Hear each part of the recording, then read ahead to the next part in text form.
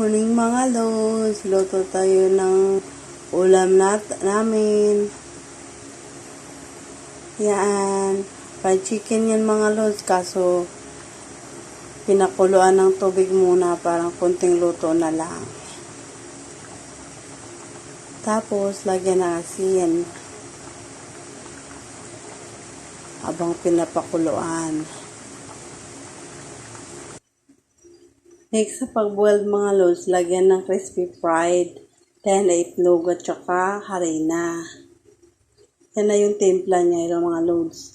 Then, pritohin ulit. Yan na mga lods. Pinipilto ko na yung chicken. Tapos, hindi na lang pala harina nilagay ko.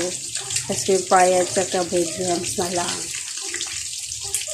Dahil may iba naman. Yan na mga lods, malapit na maluto. Kimbot na lang.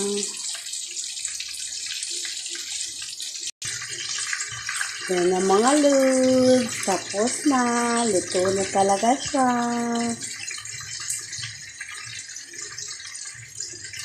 Yan.